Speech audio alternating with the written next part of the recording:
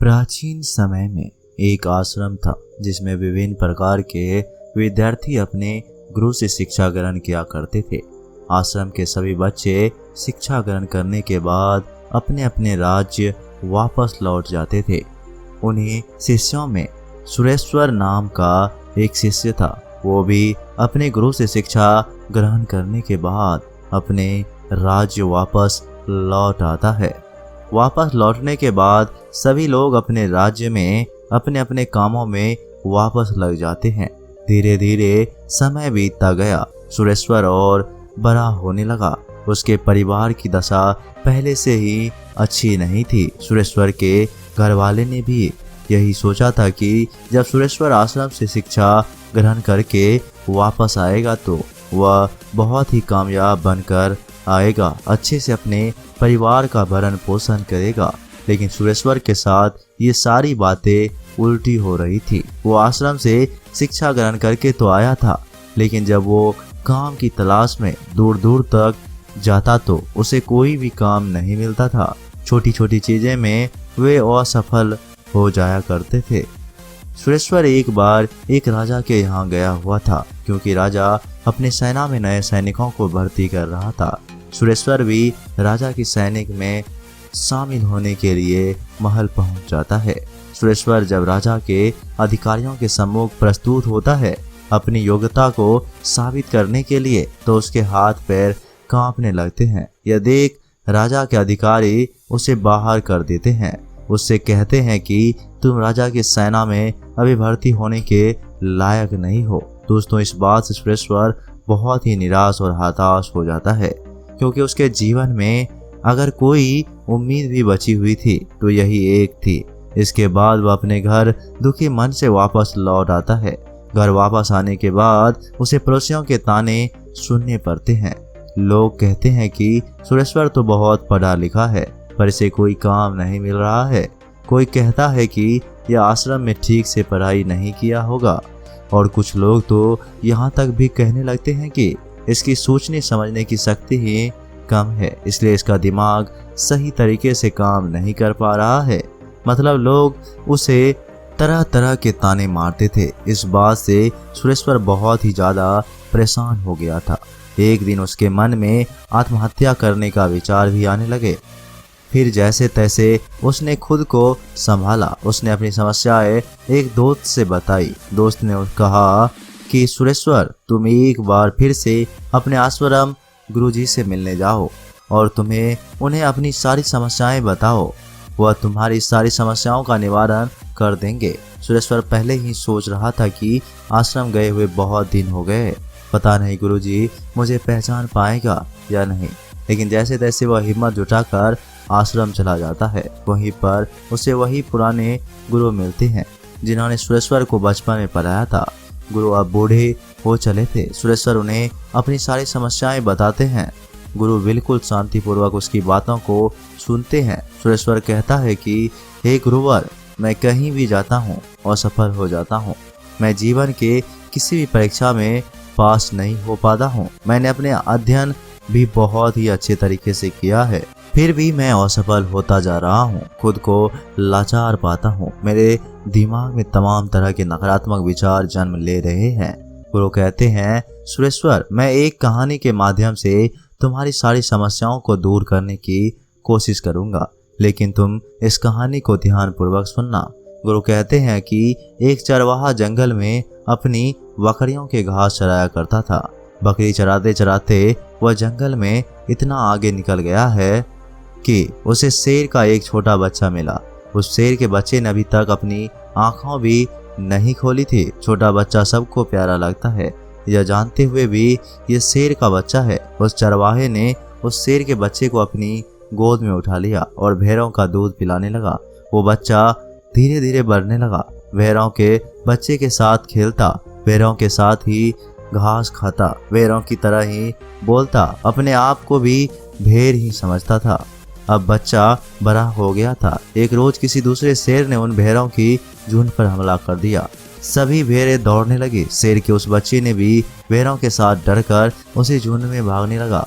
वह अब बड़ा हो गया था, लेकिन फिर भी भेड़ों के साथ ही भागा जा रहा था। दौड़ते हुए शेर के बच्चे को, जो कि अब बड़ा हो चुका था, उस हमलावर शेर ने देख लिया था। उसे इस तरह भागते हुए देख उस हमलावर शेर को बड़ा ही आश्चर्य हुआ। उसने भेड़ों की ओर से अपना ध्यान हटाया और उस शेर के बच्चे को ही पकड़ लिया और उसे समझाने लगा कि तू क्यों डरता है, तू तो खुद शेर है। दूसरा शेर जो भेड़ों के झुंड से भाग रहा था, वह कहता है कि शेर तो जंगल का राजा होता है, उसकी दहाड़ से सभी जानवर कांपते हैं। मैं घास खाने वाला इतना शक्तिशाली शेर नहीं हो सकता। हमलावर शेर ने उसे पकड़कर एक कुएं के पास ले गया। कुएं के अंदर उसका चेहरा दिखाकर उससे कहता है, देख तेरा चेहरा मेरे जैसा ही है, तेरे पंजे भी मेरे जैसा है, इसलिए तू भेड़ नहीं शेर है। दूसरा शेर कहने लगा, ठीक है, मेरा चेहरा तेरे जैसा ही है, मगर तू तो बहुत शक्तिशाली है, मेरी आवाज़ से तो कोई नहीं डरता। हमलावर शेर ने कहा, तेरी आवाज़ से भी लोग डरेंगे, बस तू खुद को शेर समझना शुरू कर दे। जिस दिन तूने अपने आप को शेर समझ लिया, उस दिन तेरे से सब डरेंगे। बस तू खुद की अंदर की शक्तियों को पहचान। तुझे महसूस करना होगा कि मैं भी एक शेर हूँ, मेरे पास भी ताकत है, मैं भी जंगल का राजा बन सकता हूँ। जिस दिन तेरे मन में ये विचार आ गया, उसी दिन तू किसी से नहीं डरेगा। तू डर इसलिए रहा है, या फिर यूँ कहें कि तू डर के इसलिए भाग रहा है क्योंकि तू खुद को भेड़ समझ रहा था। जब तक तुम खुद को भेड़ समझेगा, तब तक तो भागता रहेगा, क्योंकि बचपन से ही तो तुम खुद को भेड़ समझता आ रहा है और खुद को भेड़ समझ लग गया है। इसीलिए तू डर के भाग रहा था, क्योंकि बचपन से लोगों ने तुझे भेड़ ही समझा है, किसी ने तुझे शेर कहकर पुकारा ही नहीं, इसलिए तू खुद को शेर समझने लगा। गुरु ने कहा, सुरेश्वर, तुम्हारे भी जीवन में यही हो रहा है। तुम्हारे पास सारी योग्यता है, लेकिन तुम भी खुद को भेड़ ही समझ रहे हो। इसका सबसे बड़ा कारण यह है कि कोई तुम्हें प्रोत्साहित नहीं कर रहा है कि तुम भी कर सकते हो। लोग तुम्हें बस अपनी नकारात्मक ऊर्जा ही दे रहे हैं। लोग तुमसे बस यही कह रहे हैं कि सुरेश्वर ने बड़ा नहीं है, सुरेश्वर योग्य नहीं है, इसलिए उसे कहीं पर भी कोई काम या नौकरी नहीं मिल रही है। तुम्हारे चाहने वाले, आस पड़ोस वाले असफलता का डर तुम्हारे दिमाग में भर दिए है। बचपन से वे लोग तुम्हें अयोग्य ही बोल रहे हैं और यह अयोग्य ही समझ रहे हैं। इससे तुम्हारी मानसिक दशा अयोग्य ऐसी हो गई है। तुम कैद हो गए हो।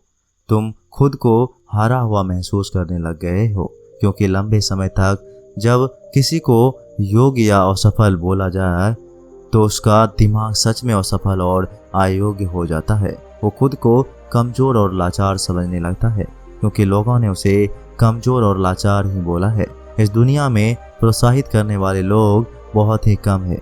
सुरेश्वर, चारों तरफ लोग तुम्हें बस नकारात्मक ऊर्जा ही देंगे। वो तो चाहते हैं कि तुम जिंदगी में सफल ना हो, तुम भेड़ ही बने रहो, क्योंकि वे लोग तुम्हें भेड़ की तरह पालना चाहते हैं। उन्हें भी डर है कि अगर तुम शेर बन गए तो तुम उन्हें खा जाओगे, क्योंकि शेर से सब डरते हैं, अर्थात उन्हें डर है कि तुम जिंदगी में आगे निकल जाओगे। अगर जिंदगी में कोई व्यक्ति आगे निकलता है तो सबसे पहले आसपास पड़ोसियों को ही दुख दर्द होता है। सफल होने के सबसे पहले खुद के अंदर बदलाव लाओ, खुद को शेर की तरह समझने का प्रयास करो। जिस दिन तुम खुद को शेर और योग्य समझने लगे, तुम्हें खुद पर भरोसा हो जाएगा, तो तुम खुद को ही सफल बना जाओगे। वो कहते हैं कि सुरेश्वर, अगर किसी बच्चे को बचपन से ही बोला जाए कि तू कुछ नहीं कर सकता, तू असफल हो जाएगा, तू गधा है, पढ़ाई भी सही से नहीं कर रहा है, तो जिंदगी में वह कुछ नहीं कर पाएगा, ये सभी बातें उससे भेड़ बना देगी, क्योंकि वो बचपन से ही खुद को भेड़ समझने लग जाता है। यहाँ भेड़ से तात्पर्य यह है कि वह खुद को कमज़ोर और लाचार समझने लगता है। उसे लगता है कि वह जिंदगी में सफल ही नहीं हो सकता। लोग उसे खुद कमज़ोर बना देते हैं, लेकिन उसके दिमाग में अगर बचपन से ही बोला जाए कि तू शेर है, तू कर सकता है, मेरे अंदर बहुत ताकत है, तेरे अंदर बहुत हिम्मत है, दुनिया की कोई ताकत तुम्हें सफल होने से नहीं रोक सकती। अगर बचपन से ये सारे विचार उसके मन में डाल दिया जाए तो वास्तव में उसे सफल होने से कोई नहीं रोक सकता, क्योंकि उसके दिमाग में बस गया है कि वो सफल हो जाएगा। उसके दिमाग में ये सभी बातें बैठ जाती है कि तो फिर से ब्रह्मांड उसे खुद सफल बनाता है। बच्चा जब 7 साल का होता है तो लोग जो भी बोलते हैं उसके इर्द गिर्द वो भी चल रहा होता है। वो ये सब बातें बहुत ही अच्छी तरह से सुनता है और समझता है भी है। गुरु कहते हैं कि उस 7 साल के बच्चे के अंदर अच्छे विचार, अच्छी सोच और उसके बारे में अच्छा बोला जाए, उससे अच्छा कहा जाए कि तुम सब कुछ कर सकते हो, तेरे में बहुत हिम्मत है, और सभी सकारात्मक विचार उसके दिमाग में डाल दिया जाए तो उसके दिमाग की क्षमता बढ़ने लगती है, उसकी सोचने की, समझने की शक्ति बढ़ने लगती है, और ऐसे बच्चे अपने जीवन में आगे चलकर जरूर सफल होते हैं। कोई भी बच्चा कितना भी गधा क्यों ना हो, हमें उसे कभी भी गधा या कमजोर नहीं बोलना चाहिए। जब हम किसी बच्चे को कमजोर या लाचार बोलते हैं तो वह सच में अपने आप को, खुद को लाचार और कमजोर समझने लगता है। वो समझने लगता है कि वो सच में कमजोर है। उसे लगता है कि वास्तव में वह कुछ नहीं कर सकता, क्योंकि बचपन से उसे बोला जा रहा है कि तू यह है, तू वह है, तू यह नहीं कर सकता, तू वह नहीं कर सकता। तो यह तमाम विचार उसके मन में बैठ जाता है, तो वह इस विचार से आगे जीवन में सोच नहीं पाता, वह भेड़ ही बन जाएगा। लेकिन वहीं पर अगर उसके दिमाग में बचपन से ही अच्छे विचार डाले जाए, अच्छी सोच पैदा की जाए, तो आगे चलकर वह एक सकारात्मक ऊर्जा के साथ आगे बढ़ेगा। जब कोई व्यक्ति सकारात्मक ऊर्जा के साथ आगे बढ़ता है तो उसके जीवन में आने वाली सारी बाधाएं खुद ब खुद दूर हो जाती है। सुरेश्वर, बचपन से तुम्हारे साथ भी यही हो रहा है। बचपन से ही तुम्हारे दिमाग में तुम्हारे गांव वाले नकारात्मक विचार भर दिए हैं, जिससे बड़े होकर भी तुम यही सोच रहे हो। तुम बिना डरे हुए खुद को पहले सकारात्मक ऊर्जा से भरो। जब तुम खुद को सकारात्मक ऊर्जा से भर दोगे तो फिर तुम अपने आप ही सफल हो जाओगे। सफलता के द्वार तुम्हारे लिए खुलने लगेंगे। गुरु कहते हैं कि कहीं पर जाने से, कुछ भी करने से पहले अपने मन को सकारात्मक ऊर्जा से भरो। तुम्हें असफलता या नकारात्मक विचारों पर ध्यान ही नहीं देना है, तुम्हें बस खुद को सकारात्मक ऊर्जा से भरना है। तुम प्रतिदिन जब सुबह उठो और जब रात को सोने जाओ तब महसूस करो कि मैं भी कर सकता हूँ, मैं असफल नहीं होऊंगा, मेरे अंदर भी ताकत है, मेरे अंदर भी हिम्मत है। खुद को सकारात्मक ऊर्जाओं से भरते रहो। इसके बाद धीरे धीरे तुम खुद को महसूस करने लगोगे कि तुम्हारे लिए सफलता के द्वार खुलने लगे हैं। गुरु आगे कहते हैं कि सुरेश्वर, तुम यह काम आज से ही शुरू कर दो। अगर तुम यह काम आज से शुरू कर देते हो तो तुम्हें बहुत ही जल्द इसका प्रभाव देखने को मिलेगा। इतना कहकर गुरु शांत हो गए और ध्यान में चले गए।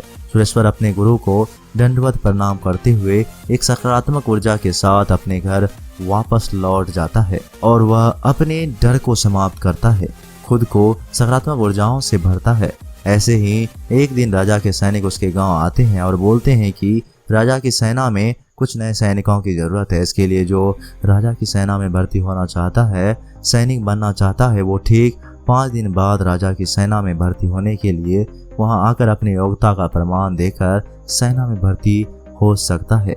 ठीक 5 दिन बाद कड़ी मेहनत के बाद सुरेश्वर अपने योग्यता का प्रमाण देने के लिए राजमहल पहुंच जाता है। राजा के सैनिक जब उसे देखते हैं, इस बार उसमें एक अलग प्रतिभा, एक अलग उत्साह, एक अलग सकारात्मक ऊर्जा उसमें दिख रही थी। वो पहले से डरा नहीं था।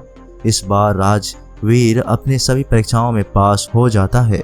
राजा की सेना में वह भर्ती भी हो जाता है। जब सुरेश्वर के घर वाले को ये बात पता चली तो वे सब बहुत ही खुश हो गए। दोस्तों, गुरु के माध्यम से आज हमें ऐसी बात पता चली जो कि हमारे लिए किसी वरदान से कम नहीं है। ये वीडियो यहीं समाप्त होती है।